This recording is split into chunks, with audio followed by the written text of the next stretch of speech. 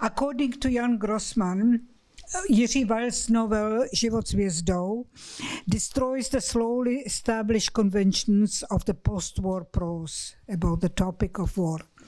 Grossman points to the formulaic characters of such works, incapable of finding new suitable ways of capturing past events other than generalizing or depicting them. By contrast, he sees Weil avoiding false pathos or sentimentality. Philip Roth is less specific, but even more enthusiastic when he considered the novel one of the outstanding novels I have read about the fate of a Jew and the Jews under the Nazis. I don't really know of one quite like it. That's Philip Roth. Unfortunately, neither Grossman nor Grebeničková, Roth or Opelík managed to pry Weil's unique work free from the crust of the debased reactions described by Grossman when depicting the persecution of Jews during the war. Because of its religious connotation with sacrifice, and I'm quoting the new illustrated Webster Dictionary of the English language, Holocaust, about Holocaust, a sacrifice wholly consumed by fire. I avoid the term Holocaust, which simultaneously covers the Jewish genocide, the TV serial, and its personalized tragedy, and the emotional and political reactions it provoked, as Jean-Paul Bier argues in The Holocaust in West Germany. Strategies of the Oblivion, that's Bier. The question is whether the label Jewish literature contributed to Havel's position as an eternal outsider, Věčný, or whether his literary output might defy some unspecified norms of the established canon. Admittedly, Weil's religious or ethnic origin was not a matter of his free choice, but mostly imposed by those who labeled him as a Jew based on a perfidious, disgraceful race theory rather than on his faith. The alleged race, however, as much as his religion, was far for Weil, as for many of his contemporaries, a random marker of his identity. Nonetheless, it might have decided the reception of his works, marginalized and reduced them to a product of a mostly wiped out minority. It did not help that Weil's group of choice to which he wished to belong was the Communist Party, that since the 1930s replaced the aesthetic criteria with the expectation that the works will be accessible to the masses and promote the communist ideology, thus insisting on non-aesthetic requirements of so-called social demands. That's the Russian term for sociální zakaz. Thus, the reception of Weil's artistic output was constrained by the obligatory allegiance to the normative poetics of socialist realism that expected mostly ideologically driven narrative telling linear, edifying stories of positive heroes that heralded their loyalty in plain language. Another type of simplified narratives was elicited and spread by the American TV miniseries Holocaust of the 70s, which established the kitschification or debasement of the topic in popular culture. By contrast, Weil experimented with several ways of presenting the present and recent past. He managed to avoid what Saul Friedlander describes as the neutralization of extreme situations, particularly death, by turning them into some sentimental idyll. As I argue here, Weil created a modernist fictional narrative as a polyphonic tapestry which intertwines multiple voices, stories, people, objects, and genres.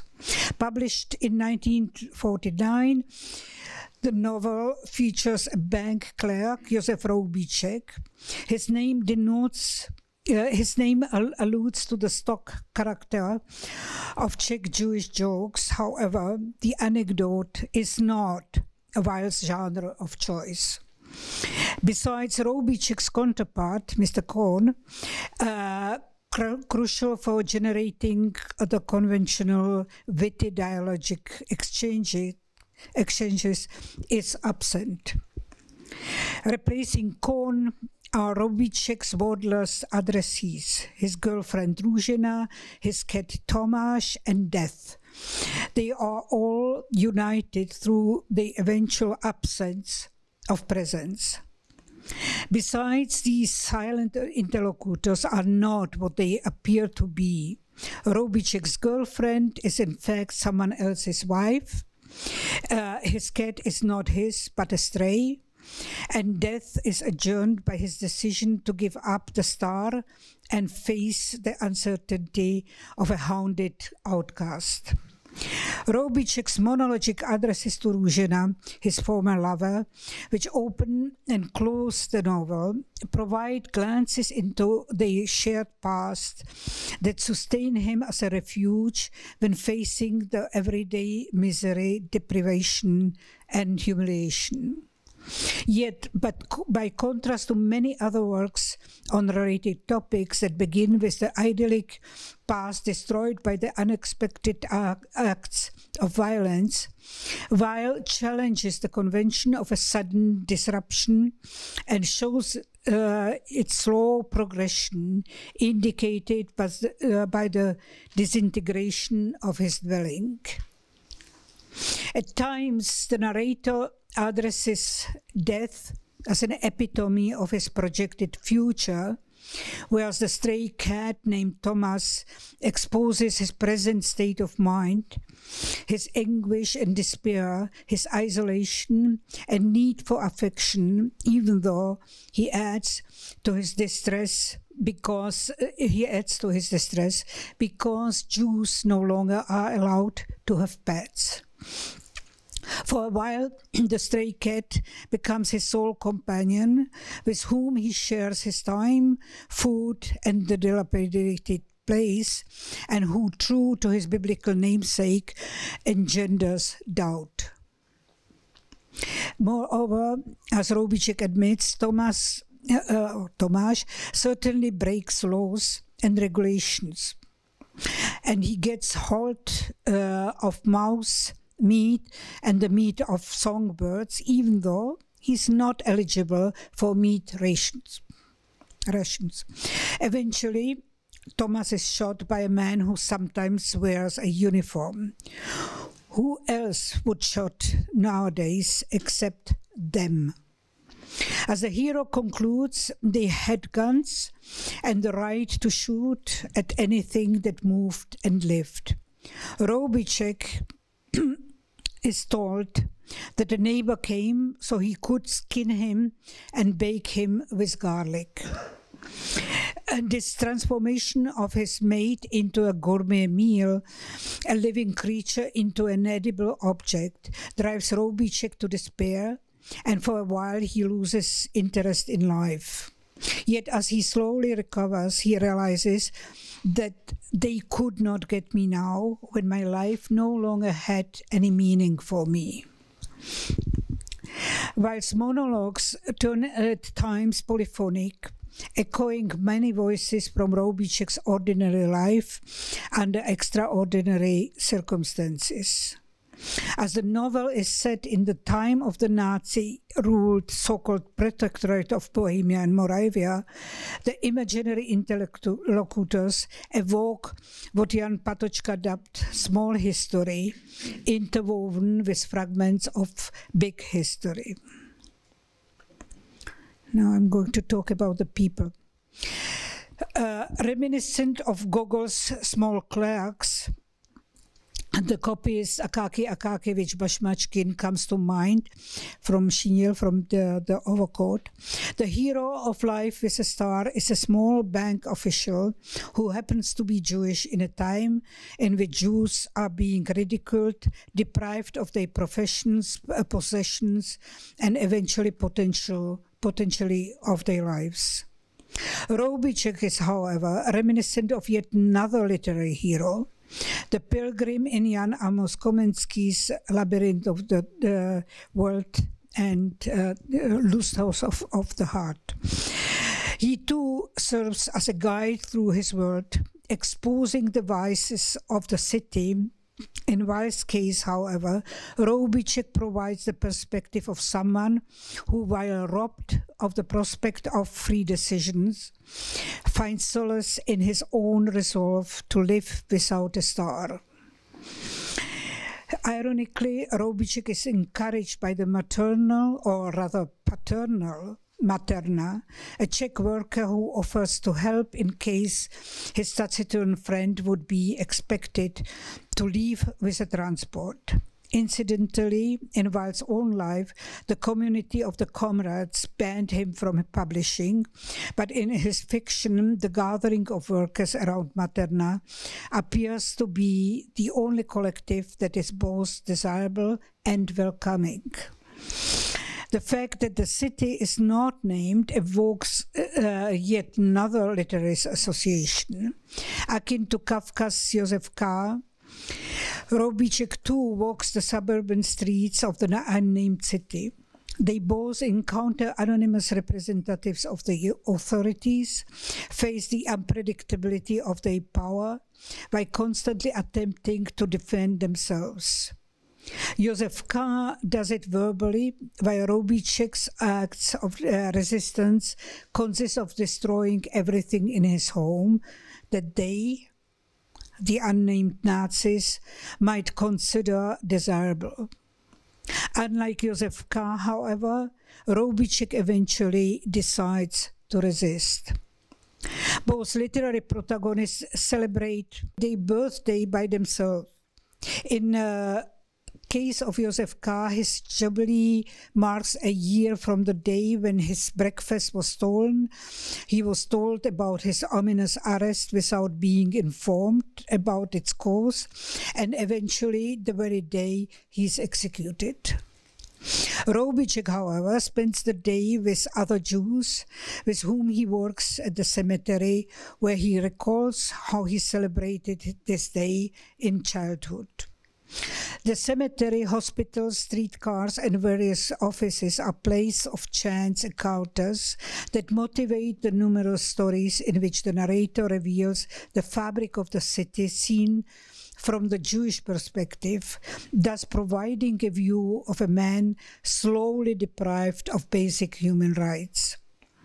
The entrances of the secondary narrator are transitory, as they vanish mostly because of the transports.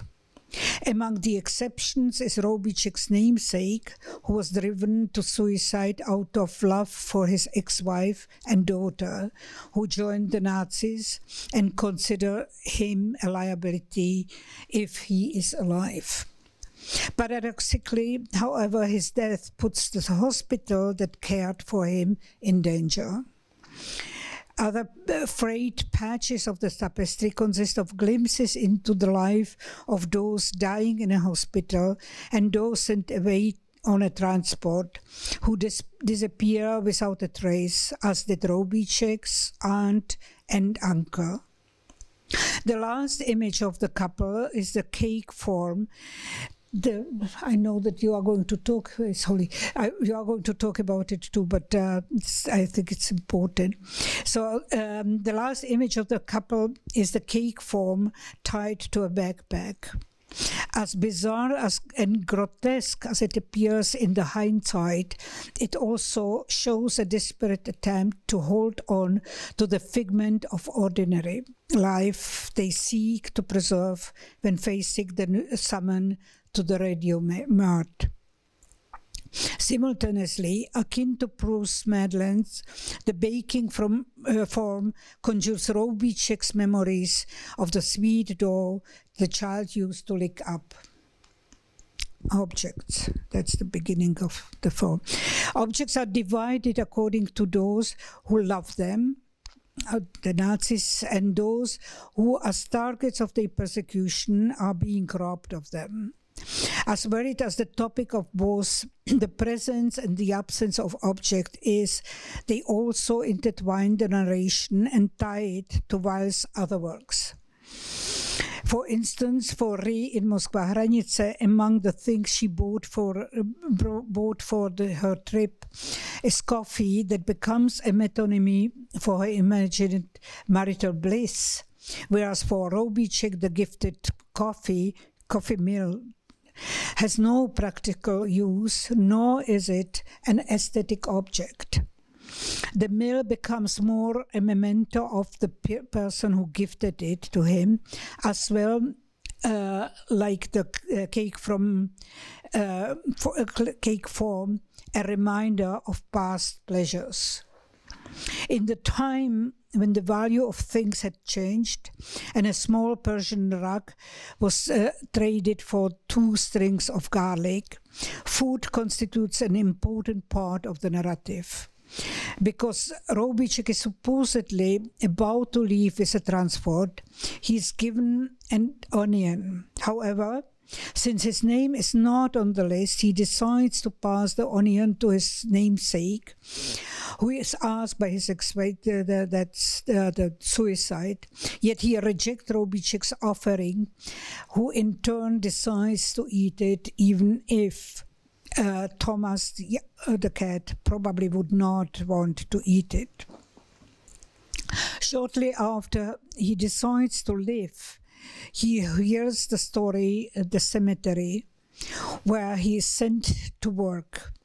The gravediggers describe a strange Last Supper, a magnificent, I'm quoting, a magnificent meal. The whole family was sitting at the table. They were rigid as statues. And what was not terrible, all those people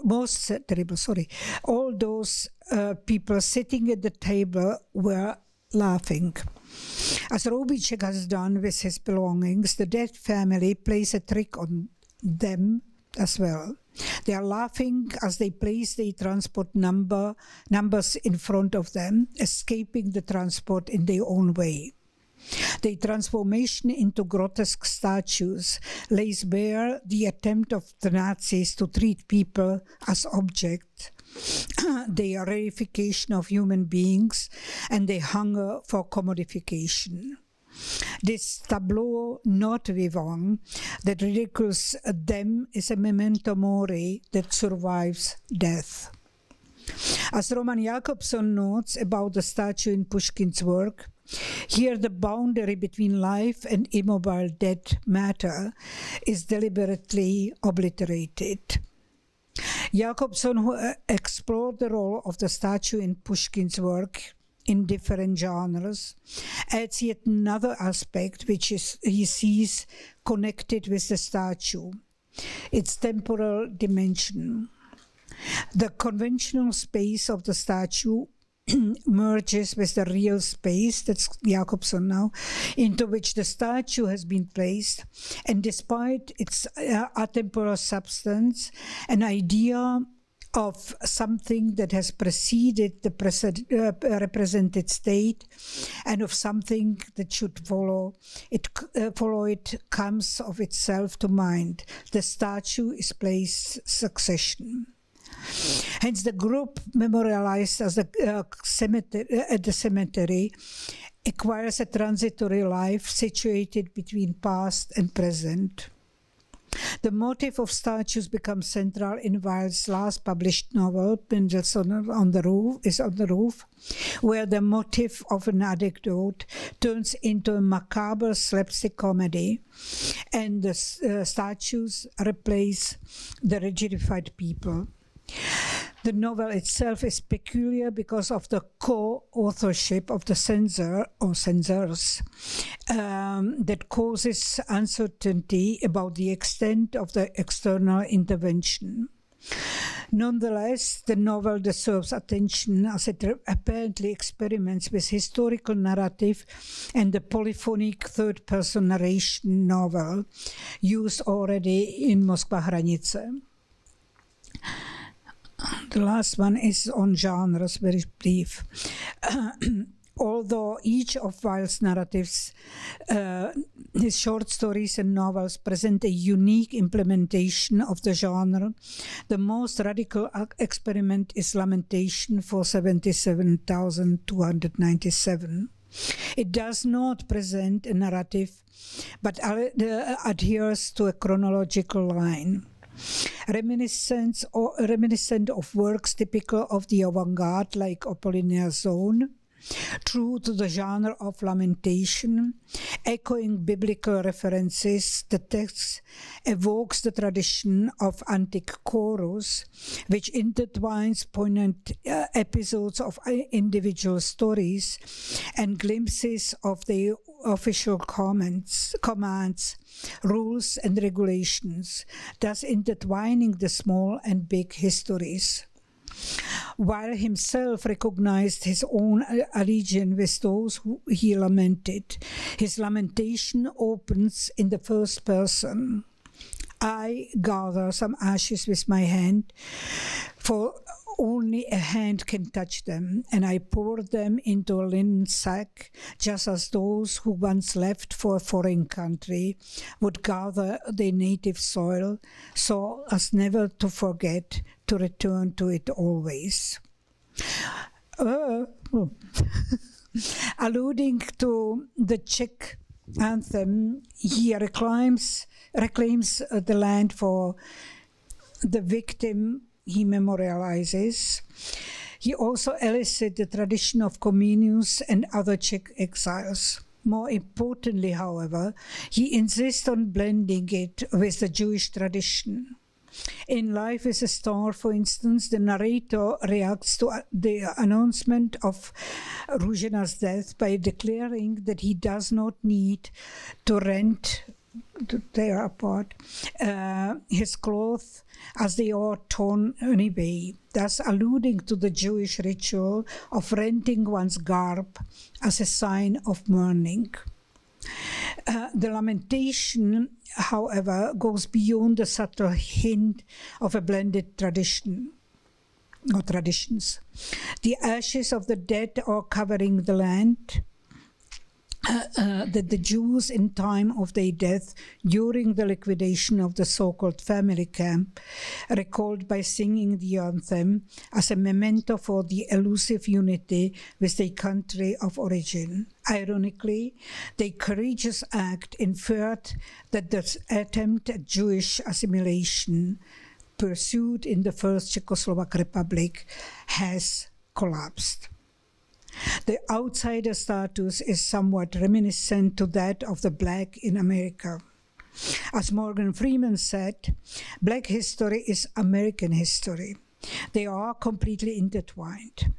That applies also to the Jews on the Czech territory, who might have lived there even before Ibrahim ibn Yaqub of Tortosa and his trade mission. Freeman quotes Denzel Washington, who said, "He was very proud to be black, but black is not all I am." The Jews, too, might have tried to reclaim their attachment to the land in vain, as they remained outsider at the best. While, in any case, has often been reduced to life with a star, either red or yellow, instead of being accepted as an exceptional modernist author. That's it.